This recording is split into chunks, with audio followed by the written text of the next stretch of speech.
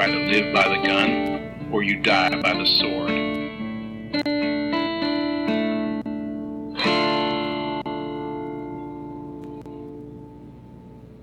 Welcome to the Good, the Bad, and the Weird podcast MicroViews. I'm Nicho. And I'm Chris. And our final bit for India for this moment, after RRR, is a little bit of a different type of...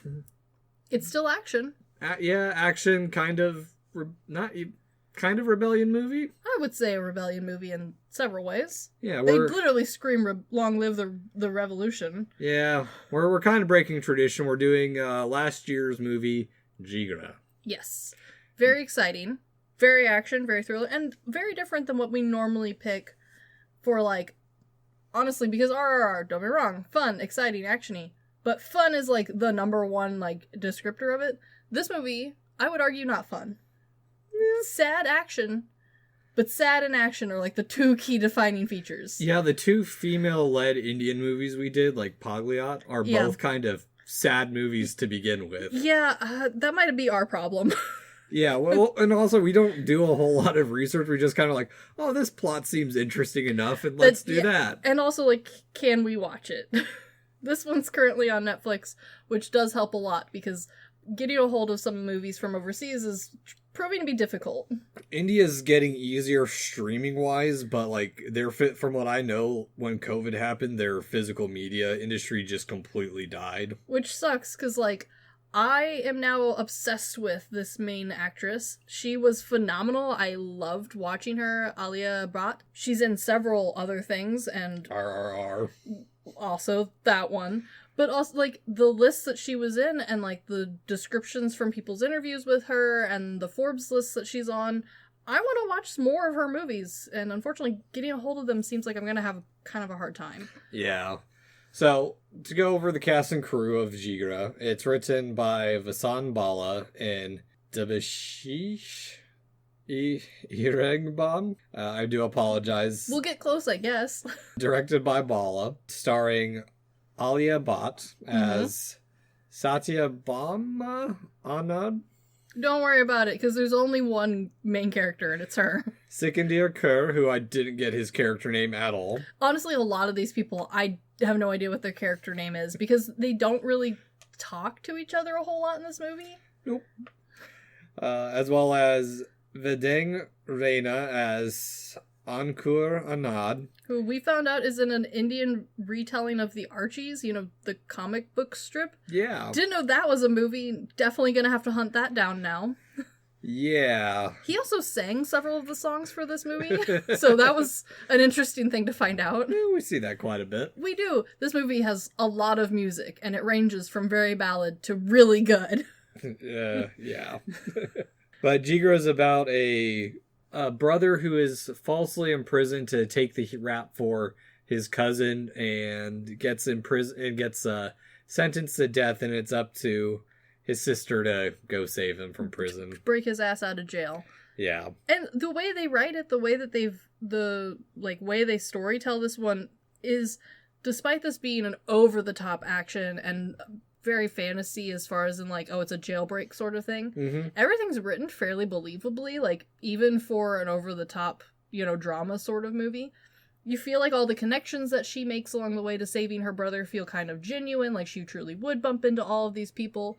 Having her run into the mob boss feels like a really great tie-in. He fits the story super well, and you really fall in love with his character. She does a great job of, like, making sure to show big emotions throughout it. So, like, when she goes to visit her brother in jail, having that feel really sad and heart-clenching versus her just beating the ever-loving shit out of a man in an alley later on. I feel like this movie was written surprisingly well. Yeah, well, speaking of connections, we've covered another movie that Bala's worked on before. We have. Way back in episode 22. Oh. The Man Who Feels No Pain, our very first little foray into Indian cinema. I did love that movie. Yeah, so we have some little connections to that. Like we said, Bhatt is Sita in RRR, and she's, I guess, been in a lot of movies. I didn't know her too much. Kerr is the main antagonist, or one of the main antagonists in Dave Patel's Monkey Man. Also on the list to watch. Yeah, I mean, there's a lot of, like we said, people who are kind of known a little bit over here that we didn't know when we picked this movie. We didn't even know this movie was tied to RRR. We did not. We picked it because it looked fun and kind of RRR adjacent. Yeah, but like that's the thing is like we expected it starting off fun, but it starts off with a suicide right away. It starts off so sad. Also, they did that little girl real dirty with that haircut. I feel bad for her. She gets the full like Lady and the Tramp, the lady dog, it's that haircut, but on a little girl. And I feel a little bad for her, because she does a great job acting for the 4 scenes she's in. Yeah. But man, they do her dirty. Oh, man. Well, just her character, too, because, like, what a dick move from the father for, like, you couldn't have, like, gotten back on and jumped later when the kids are gone. Like, yeah, what an ass. Waiting for the kids to show up, and, like, even if you were trying to do it before they get home, do it, like, way before instead of, like... I was gonna say, you know when school lets out, you're their father. Yeah. I hope.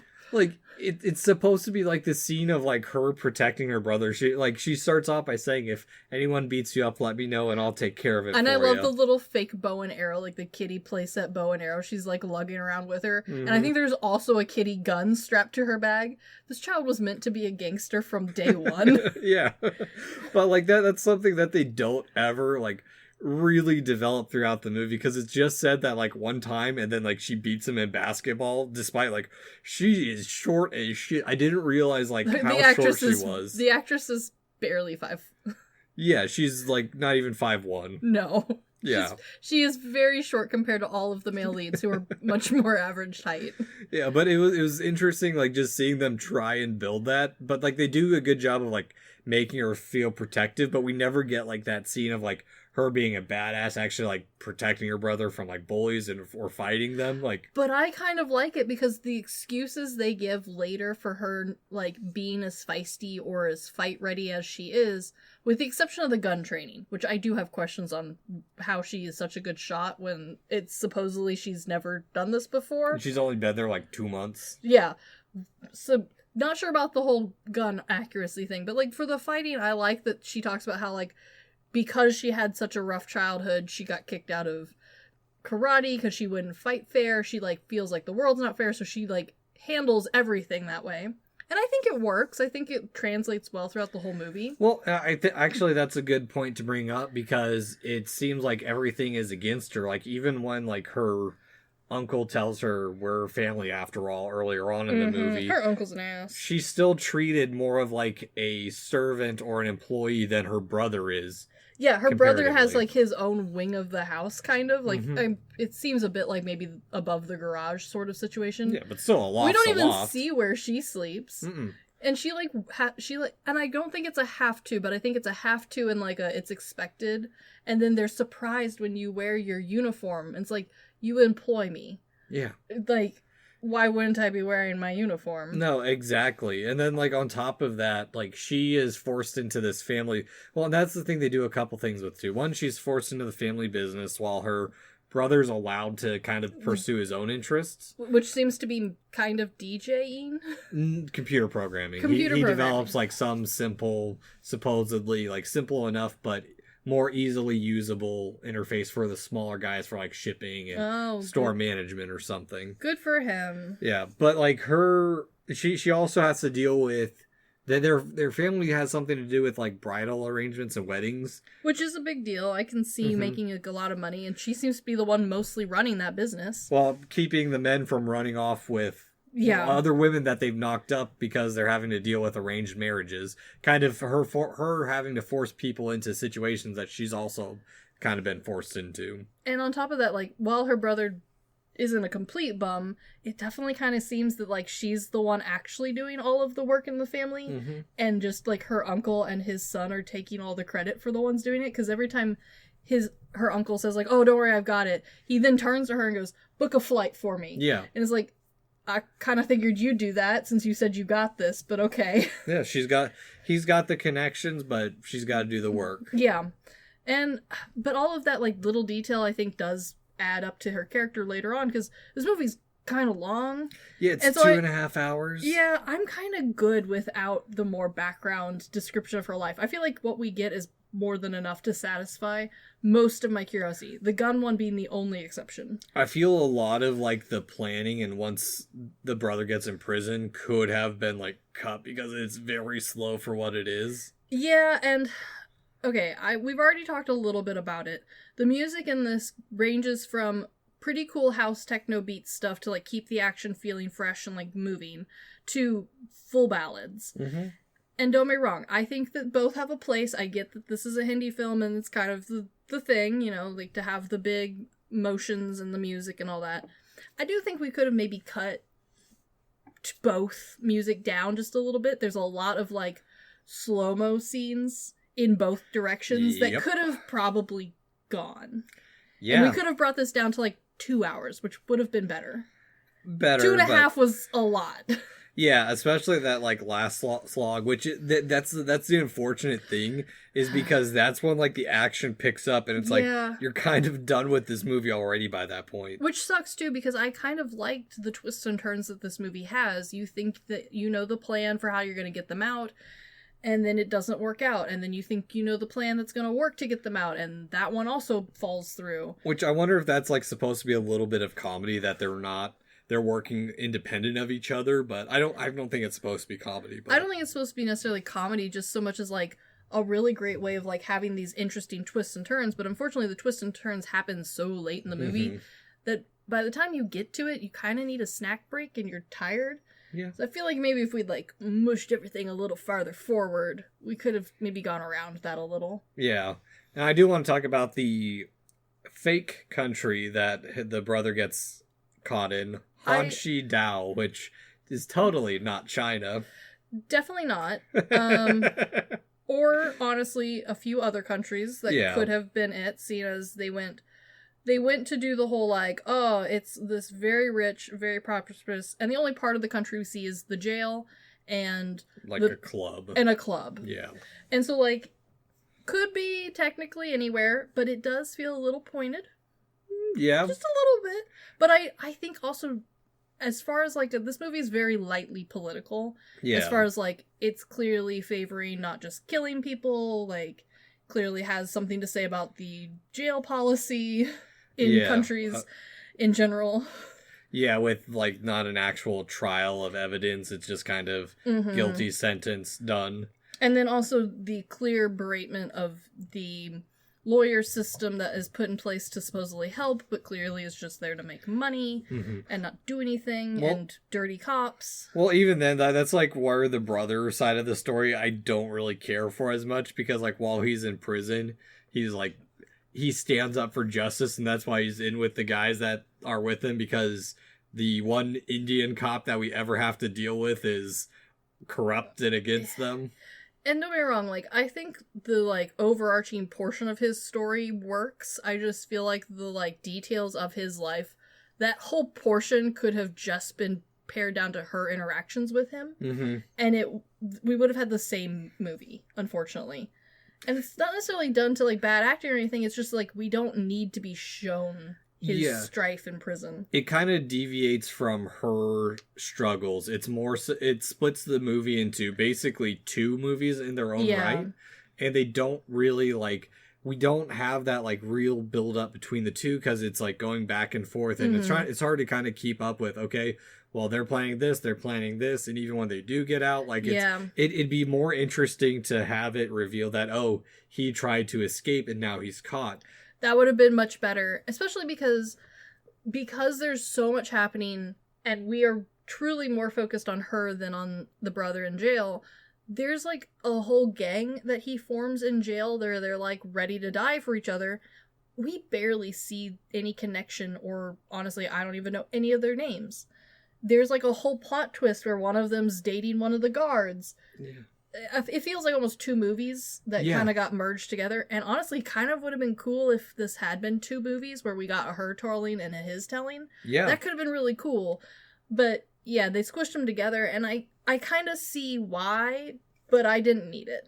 No, exactly. And like we do have like other side characters. That's the other thing too, is like, not only that, we don't understand why the other guys are in prison and why they have the death sentence, but on her side of the story, we get introduced like two other people, a good cop that's now kind of he regrets his being a good cop. Yeah. Or quote unquote a good cop. Yeah, with sad backstory, redeeming himself, and then I forget what the other dude is. The other dude he is a retired gangster, mob leader, and his son's in jail. That's one of the kids that they're busting out is his kid. Oh, okay. Who got busted for drug charges. Okay, again, another plot point. Like, there's so many, like, there's a lot of bits. plot points.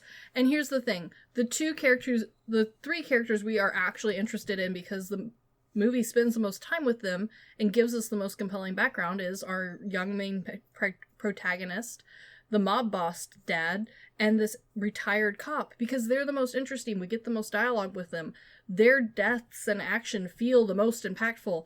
I really don't care when one of the kids dies in jail because, like, I don't know anything about him. I don't even know his name. Yeah, we barely spend any time with them other than, like, their plan to escape, which I do Which is sad. Yeah, I do like the one line on her side where they're doing all this plot and they're just like, oh, this is... where they're basically reverse prison tunneling. They are. They're untunneling the system. But they're explaining, like, and they're like, one of the guys is like, oh, this is all over, like, this is a lot. And she's like, yeah, we're not making a movie. It's complicated. But I kind of like that line compared to, like, First Love. Yeah. Where, like, they go through, like, how simple the plot's going to be to get the drugs. That's true. No, it is surprisingly complicated. And I love Mob Boss character.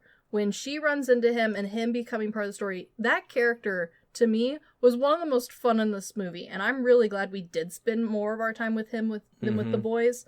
Yeah, it drug the movie on more. But he was a really cool character. And, like, the little, like, hints and nods of, like, hey, if I was back in the business, you'd be my number one. You're scary. Oh, yeah, no, and, like, the reveal that, okay, she's a black belt, and it's like, okay, She would have been, but she got kicked out. Oh, right.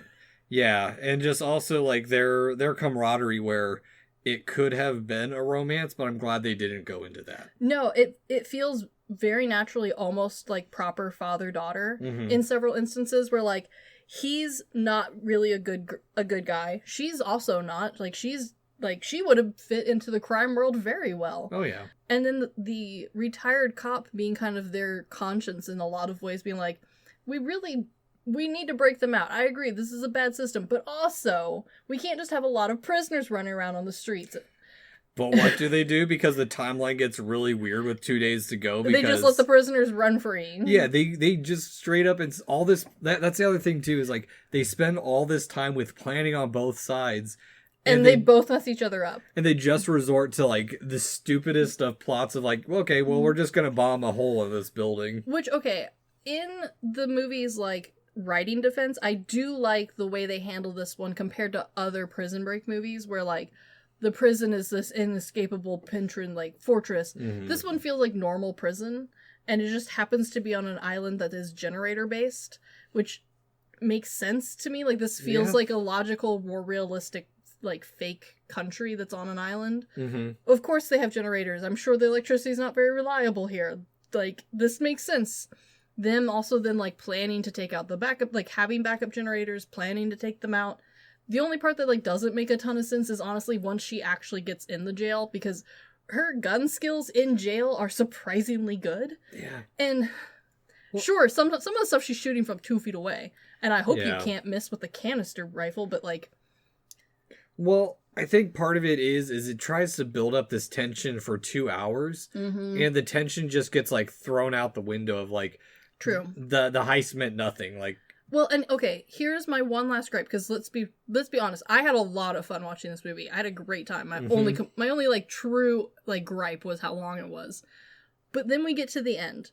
Because this is a heist movie, and we kind of hope that there's only 2 endings, right? Everyone dies or everyone lives. And we get the everyone lives version. Except for the 2 guys who help her that get killed. But also, like, that's a classic trope of, like, oh, the old guys have to die to make room for the young guys, live in my stead. Yeah. We knew they were gonna die. Say anything. What do the old people teach us except how to die? Exactly.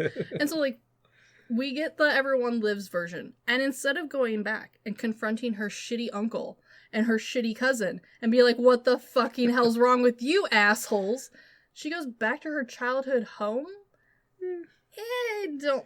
Like, it's not even like we've owned this the whole time and chose not to live here. It's more of like we can start over here. And it's like, I think maybe sell it and move on. Well, and like the level that they bring the bad jailer to is like, that man is amazingly strong. They try so hard, and to the point where like he even betrays his own interests of like he should like instead of trying to like actually solve the issue, he's only invested in these 3 guys, which I do find it hilarious that they're like, help, we're being invaded, and he's like, no, I have to kill these 3 boys. Yeah. Well, here's like, delay it a little bit, lock them in there, they're fine. He can hold back 3 grown men, kneeing one and choking the other 2 out. So stupid, but very impressive. But he gets taken out by a smoke grenade.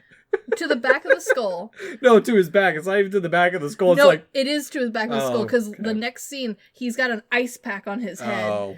And, okay. Okay, then maybe the camera angle made it look like it hit him in the back of the It does. The camera angle's not great, because he just, like, crumples. Here's the thing, though, and, like, my husband brought up a good point. He goes, she shot him from, like, a foot away with that. I think he's dead. I don't think you get to stand back up from that. Hey, this is a man who is choking 2 men out actively and pinning one down with his knee. I think he's actively choking all 3 of them out. And he's doing it in the style of a statue that's going to be carved in bronze of him later. Yeah, it vaguely makes me think of, what's that one giant statue where he's like punching infant or toddlers? Yes, that one. It does feel similar. Yeah, but even to the point where like he's chasing these 3 down to like break international law, all because one of them stood up to him of like, oh, you read the rule book. He's like, yeah. You told me to. Exactly. It's like, just... what bullshit is this? Also, I love the end, because like, they do a good job with the suspense of them on the boat at the end. I really enjoyed like, oh, will they get caught? Will this just be the end? Because, I mean, my experience with these sorts of action movies is death for everyone is on the table. These movies generally are not afraid to just kill everyone and call it a sad ending. And so you are a little worried there at the end, but it's so silly because he has 2 rifles and he's being driven around by a squad of like 6 guys who are all cowering behind him as he like fires into the air and he's like, I'm gonna kill you! His aim is atrocious. It's so bad. He's got a cigarette hanging out of his mouth. It's so poetic looking. And then he just gets gunned down by random other country. No, he doesn't even get gunned down. He gives up as soon as they start yelling international waters. No. They kill him. Everyone else gives up. No. They shoot him down because he's got guns. Oh. You can't have guns in international waters. Well, that's how messy the end of this movie is, because I just couldn't focus on it and forgot. It's such a mess because, honestly, the last hour and a half of this movie really should have been, like, the first hour and a half of this movie. And, like, we should have gotten rid of most of the first hour, because then literally the most exciting boat chase of this whole movie happens. You're like, oh, will they die? Won't they die? You know, you're still grieving the loss of Mobster Dad. You know, like, that one kind of hurt. That was sad. Mobster Dad was cool. He sold all his jewelry to make her dream happen and to save his boy. It just made me think of, like, maybe, like, Mobster about, like, Monster Dad. I mean, a little bit, yeah. I also love that, like, his dad is like, oh, no, my son will understand the secret code. He's a tiger. And his son is like, no, I'm gonna poison myself. Yeah, well, that's a stupid thing of, like, the movie, like, it puts everyone into, like, just stupid situations of, like... But I like that part of this movie. Like, that's the part of the movie I enjoyed the most. Mm-hmm. Honestly, like... The first hour of this movie I could have done without, but it is also a nice build-up, because like I said, I really appreciate them giving her like this grudge against the world, giving this hatred, like making sure that she's ready to not fight fair, because she doesn't fight and win. She loses most of the fights they throw her in this. Which I kind of like. Yeah, because there was another part with her where she ordered everything on the private airplane, and it's just like, it was a weird moment where it's like, oh, like now that we talk about it, it's like, okay, this is kind of like her last meal, but it's like she's overindulging herself and kind of taking revenge against the relatives in the only way she can. She's going to spend all the money he has on this plane. Yeah. Yeah, and then puke it all back up in like 4 seconds. Yeah. But you want to know what my favorite part of the movie was? What was your favorite part of the movie? It's a very out of place moment that took me a second of like, wait, what? Wait, really? Which one? It's when they're giving the prison assignments to John Woo, Oh, yeah. Won Kar-wai, and Kim Ki-duk. Oh, yeah. I had forgotten about that. Yeah, just like one of those moments of like, oh, I'm going to sneak in some of my favorite directors into this. You know, for fun. But like, it's not like they mix it in with like 5 other names. It's No. just those 3 names. They really didn't try to hide it that much. But at the same time, I bet you a lot of the American audience didn't catch it, so... I mean, if you're a film fan, John Woo and Wong Kar-wai at least. I think most average American people can name maybe 2 directors. Yeah. Maybe 2. Michael Bay and Ridley Scott. I'm not even sure those 2 are going to be top of the list. Oh, Michael Bay as well. Michael Bay is well known, but I think if you just ask people to like point out a director, I don't think most people could pick more than like a few. Alfred Hitchcock, Stanley Kubrick. Alfred Hitchcock, I do think so, but like again, like that'd be a weird one to just put on the list of prisoners. But I guess you could. I mean, Alfred Hitchcock, you're now on med duty. Yeah. Little old man.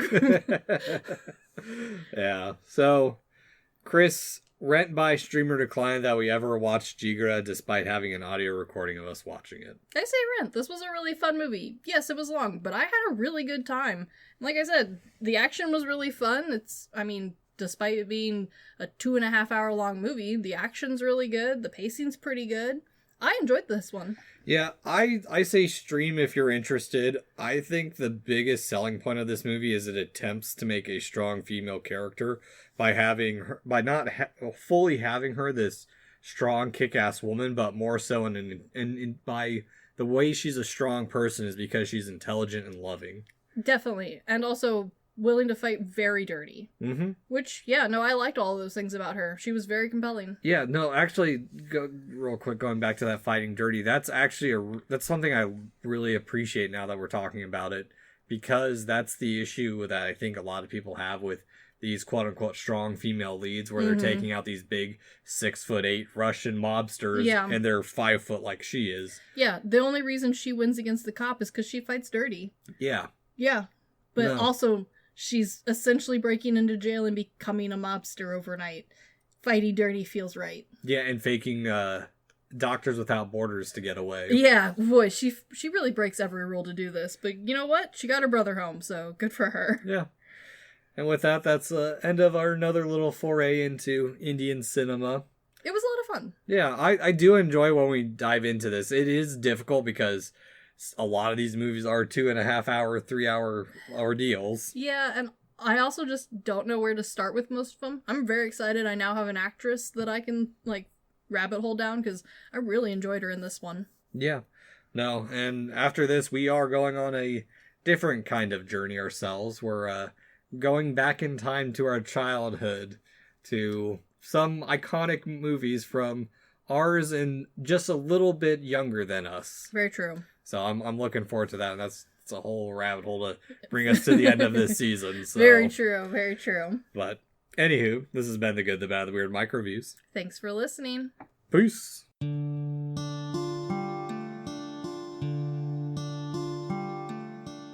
Thank you for stopping by this here town of the good, the bad, and the weird. We appreciate your listenership, and if you want more of our takes in your life, feel free to check us out on social media at The Good, the Bad, and the Weird Podcast, or TGTBTW for short.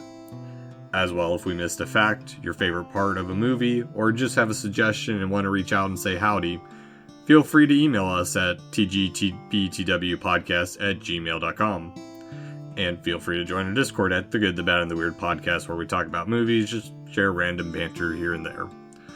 And always check out our podcasters, streamers, or any other content creator we shout out in our episodes. We really appreciate it. And as always, thank you for listening. Peace.